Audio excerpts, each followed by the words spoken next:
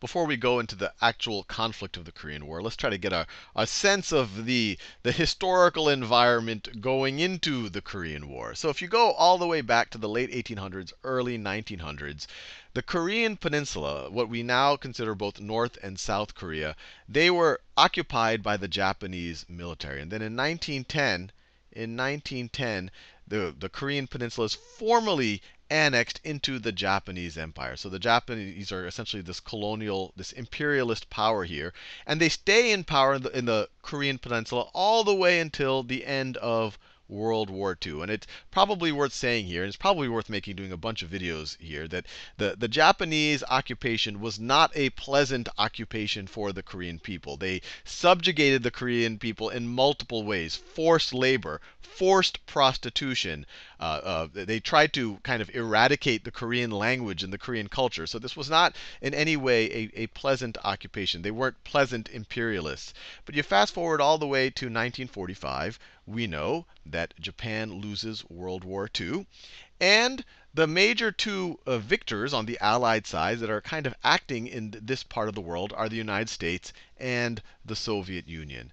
And so 1945, you have the Soviets coming from above. You have the Soviets coming from above. That's the Soviets coming from above. And eventually you have the Americans coming from below. They occupy Japan first, so this is the USA.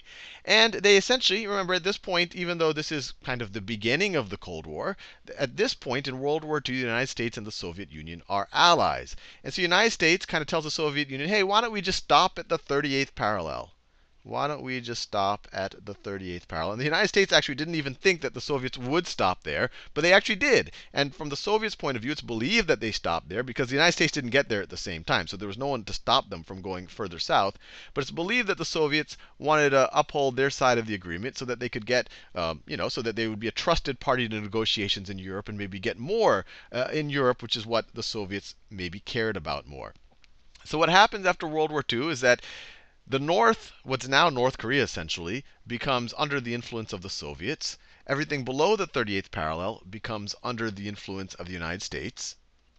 The Soviets essentially install this gentleman right over here to lead North Korea, Kim Il-sung, or the part of Korea that is north of the 38th parallel. At this point, this was just kind of viewed as a point where the Soviets and the United States should kind of meet up, where they would have to stop. It wasn't meant to be an actual partition of the country, but as we'll see, it actually becomes a partition of the country. But the Soviets install Kim Il-sung. He sets up a communist, essentially a communist dictatorship in the north, and this is the current leader of North Korea's dad. This is Kim Jong-il's dad. So he gets installed in the north, and in the south, if you fast forward a little bit to 1948, there's an attempt at elections, but those elections are seriously rigged. And this gentleman, Syngman Rhee, comes to power. And although he might look like a nice, pleasant man, he was actually fairly ruthless, and he is, unanimously considered a strong man.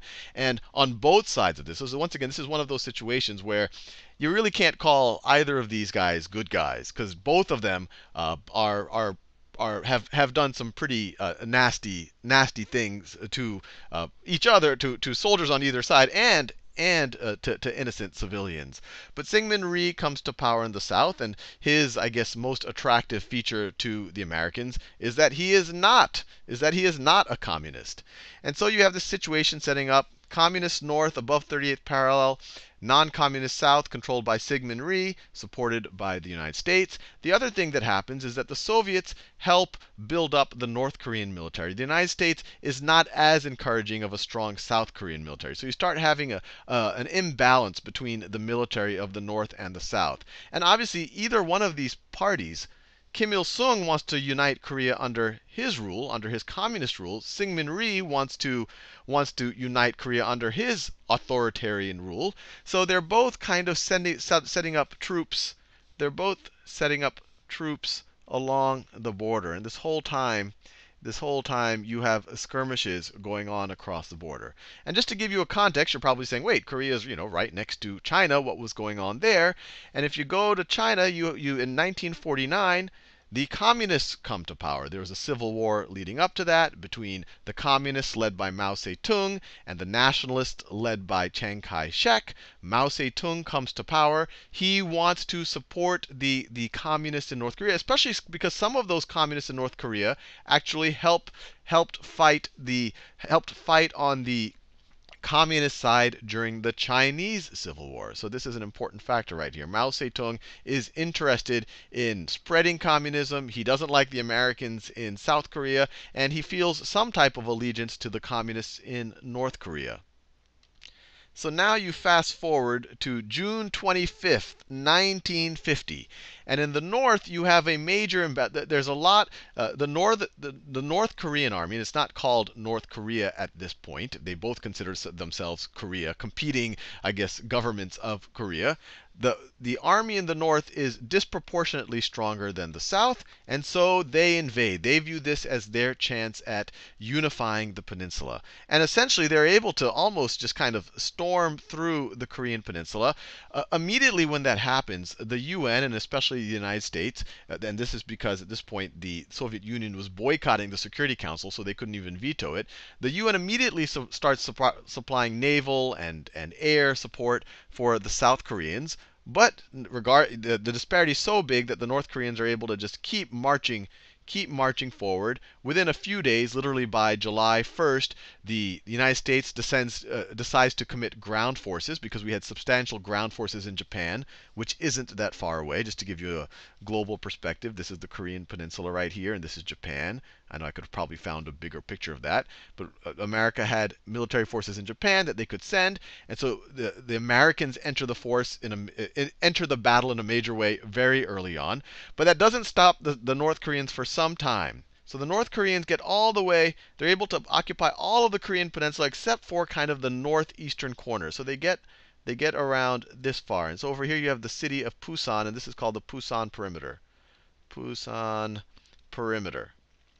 And it's at the Pusan Perimeter that you have a little bit of the United States and Korean forces combined are able to halt the North Koreans. And you have a kind of a slight stalemate for a couple of months here. But while that stalemate is happening, the United States is able to, and especially the UN, but it's mainly the United States, is able to build up significant troops within the Pusan Perimeter. But even more, and at this point, the United States and the UN forces go under the control of Douglas MacArthur, General Douglas MacArthur, who's a bit of an interesting character. Until this point, he was able to kind of rule Japan with an iron fist. He's a hugely popular war hero in America. And the current president, Truman, kind of has a little trouble controlling MacArthur, especially during the Korean War. And we'll see that MacArthur really oversteps his bounds during the course of this war. Now at this point, you have the South Koreans and the Americans kind of cornered out down here inside of the Pusan Perimeter. It looks like North Korea is on the verge of victory, but the US is able to build forces. And the Korean War really just starts becoming into a game of Risk. I don't know if you've ever played the game of Risk, but whenever it's somebody's turn, they're able to spread their forces, but then they get spread thin, and then the other side's able to come back. And we'll see as the rest of the Korean War is essentially a back and forth between the communists in the north, supported by the Chinese, although the Chinese aren't in the war officially just yet, and then the Americans in the south. And the first really smart thing that MacArthur does is he says, look, instead of trying to fight our way through the Korean forces that are over here, instead of trying to fight our way through all of these Korean forces that are over here, why don't we just kind of outflank them? And why don't we use our navy to do an amphibious landing of an army at Incheon? So in September 15th, while you have kind of the stalemate over here, the United States, they have an amphibious landing. So they send troops from all of these places. They have an amphibious landing at Incheon, which is near Seoul. So they land at Incheon, which is roughly over there. I'm not super accurate here. And what's interesting about that is, in any battle, all of these Korean troops right here, they have supply chains. They have to get food and supplies and fresh troops from up here. And so the further in you go into enemy territory, the more spread out your troops get.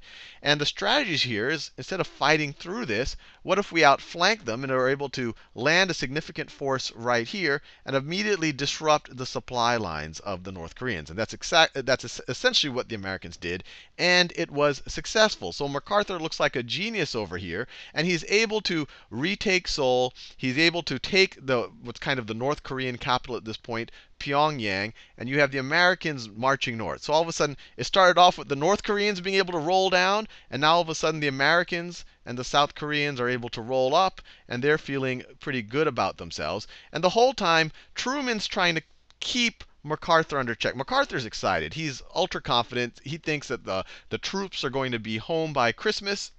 He doesn't think China is serious about supporting the North Koreans, and even more, he almost, it seems like, wants to pick a fight with China because he wants to maybe eliminate communism in China as well. He viewed it as, he's kind of on this mission to eliminate communism from all of Asia. So Truman is saying limited war. Don't cross the Yalu River, and be careful. Don't start attacking Chinese up here and enrage them, and you're going to have them enter the war. MacArthur it doesn't take that too seriously. And he also says, look, I have to start bombing bombs across the Yalu River so that the Chinese won't be able to send troops and supplies to aid the North Koreans. So he's marching up all confident, going up against the Yalu River. And this whole time, the Chinese under Mao Zedong, are sending a pretty substantial army, and they're able to do it secretly. They're able to march at night, and they even have these policies where if any surveillance planes go overhead, all of the Chinese soldiers have to freeze, and if they don't freeze, someone else is allowed to shoot them. So everyone wants to freeze so that no one can really see them from above. So it's this really kind of a secret buildup of troops across the Yalu River, and this whole time MacArthur is just ultra confident about what's happening over here. But then you fast forward until the end of October, the Americans think that they're on the verge of winning the Korean War, and all of a sudden you have the Chinese cross the Yalu River, and the Americans didn't even know that the Chinese had major forces ready to cross. So now you have and once again, it's just like a game of risk. So now you have the Chinese cross. They catch the Americans unsuspected. They engage a few times. The Americans weren't sure if the Chinese were serious, so they keep re-engaging them.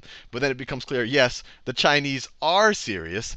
The Chinese are serious, and essentially the Chinese are able to push back the Americans and the South Koreans all the way back so that they're able to recapture Seoul. But once again, like any game of risk, now the Chinese are spread thin. The Americans and the South Koreans and all the other UN forces, although the UN forces are mainly the Americans, are able to regroup. And then in March, so Seoul has changed hands 4 times. So in March, they're able to retake Seoul again. And at this point, MacArthur, ultra confident, he's telling the Chinese, you've essentially lost. He's even trying to get permissions to use nuclear weapons against the Chinese. To some degree, he doesn't even think he needs the permission of Truman to stop. It sounds like he's eager to push the Chinese further back, even though they kind of surprised him the first go around. So Truman has enough of this wild card guy who thinks that he can call the shots and use nuclear weapons if he wants to willy-nilly. And so Truman finally dismisses MacArthur in April of 1951. And at this point, you start having a stalemate. You start having a stalemate near the 38th parallel, so that you start having a stalemate across this border right over there. And both sides think the end of the war is imminent. They're like, okay, we're back to where we both began. We should both stop here. But the negotiations, unfortunately, took over 2 years, and there was a lot of, I guess, back and forth about what to do with prisoners of war and all of the rest. But it finally took 2 years, so that in July 27th, 1953, you have an armistice signed between the two parties. And I want to make it clear, an armistice agreement, it is not a peace treaty. It is not saying that we both agree that this is the border of our 2 new countries and that we are now at peace with each other. All an armistice means is that we're going to stop fighting. It is not a formal end to the war. So in theory, North and South Korea, even to this day, are in a state of war. And to this day, I'm recording this video in 2011. Maybe if you view this in the future, hopefully they won't be in an official state of war. But they're in an official state of war under an armistice. They've just agreed. They've just agreed to stop fighting. So all in all, you have this hugely bloody battle with all of these atrocities going on both sides. Syngman Rhee, when he was the first time when the North Korean troops were rolling into South Korea, he essentially beforehand he was kind of imprisoning a bunch of people who he suspected to be communists. And when I'm talking about people, I'm talking about whole families sometimes.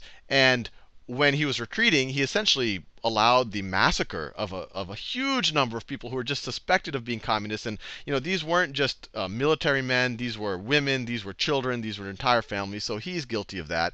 And Kim Il Sung just as guilty when the North Korean soldiers infiltrated the South Korea in Seoul. They committed atrocities, killing civil servants, killing any of the kind of established intellectuals in the area. So on both sides, this hugely horrific war. And just to get a sense of what was happening, Korea isn't a huge country, but you have within Korea the civilian deaths, 1.5 to 3 million civilian deaths, and the consensus is at 2 million. And this tells you how ugly war is that you can't even estimate how many people died to the nearest 500,000 people. You just don't know what happened. But 2 million people died in a country that's not too big. You have 30, all in all, you have about 40,000 American soldiers dying. China loses on the order of, depending on the estimates, 400,000 soldiers. I mean, the estimates are all over the place. North Korea loses on the order same magnitude of soldiers. South Korea loses, several hundred thousands of soldiers. So you have this hugely bloody battle, this hugely bloody war, I should say, that really ends with an outcome that wasn't so different from where it started.